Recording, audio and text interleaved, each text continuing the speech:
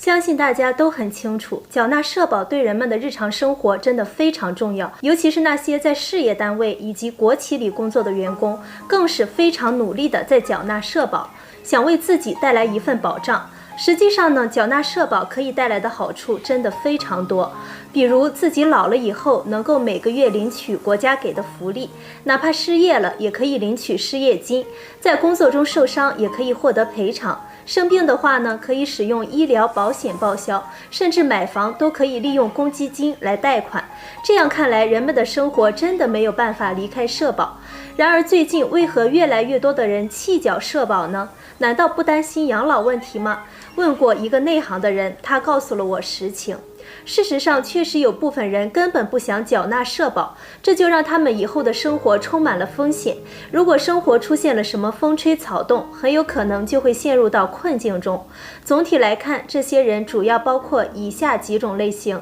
第一种，没有多余的钱去缴纳社保。有些年龄比较大的员工，在40多岁或者50来岁的年龄就失业了，他们没有办法，只能去找一份临时工来做。但是这些单位通常情况下都是不会给临时工缴纳社保的，这就意味着社保需要的所有费用都需要他们自己来承担。但是临时工的工资都不高，如果交了社保的话，很有可能会给自己的生活带来影响。所以为了能够不影响到生活质量，许多年龄比较大的员工只能选择不去缴纳社保了。但是国家有关部门也有相关的规定，如果符合了相关的条件的话，可以申请优惠的政策。第二种，有些刚进入职场的人不愿意主动缴纳社保，这部分人普遍觉得自己还很年轻，刚刚进入到社会当中也没有多久，收入本来就不高，如果再去缴纳保险的话，手里的工资就根本没有多少钱了，所以他们就认为现在缴纳社保会吃亏，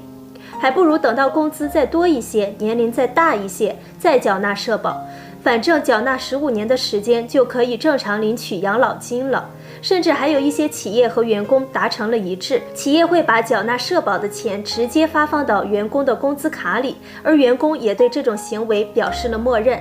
第三种，个体户和自由职业者，这部分人在日常工作中还是比较自由的，他们不会受到什么突发情况的影响，但是在缴纳社保的过程中，他们就不是很积极了，因为职工在企业里缴纳社保的时候，自己承担的钱也只是一小部分而已，但是大部分都是由企业来承担的。而个体户或者自由职业者，所有的钱都需要个人来承担。有的人觉得自己很难负担得了这么多的钱，也会觉得有些吃亏，所以就不想再去缴纳社保了。第四种，财务自由者。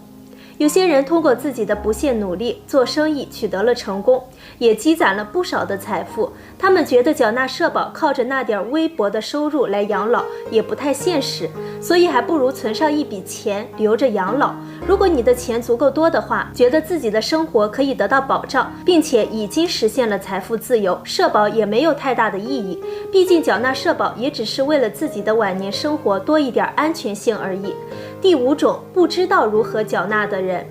比如说一些在工地工作的农民工，他们可能自己也想要缴纳，而单位觉得农民工在工地里也不会长期工作，顶多几个月的时间又会到其他工地，哪怕是单位愿意给他们缴纳社保，只要他们工作了一段时间以后，换了一家新的工地，或者是换了一个城市，那之前缴纳的社保就相当于白费了，所以这些农民工也不愿意缴纳社保。但是现在的问题在于，如果不想缴纳社保的人越来越多，未来的养老金池肯定会出现缺口，那老年人的福利又该如何发放呢？存款养老还是养儿防老的措施，到了现在都不是非常明智的做法，缴纳社保才是更加明智的选择。所以大家都应该积极起来，不仅为退休生活带来更多的保障，也可以让自己的生活多一个选择。其实针对年轻人缴纳社保是不是吃亏这个事情，大家应该有所认知，因为中国的社保制度遵循的是缴纳的基数越多，获得的钱越多，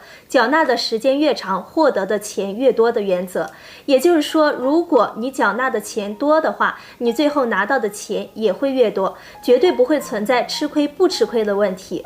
好了，朋友们，今天的视频到这里就结束了，你们还有什么别的看法呢？欢迎在评论区里互动留言，下期再见。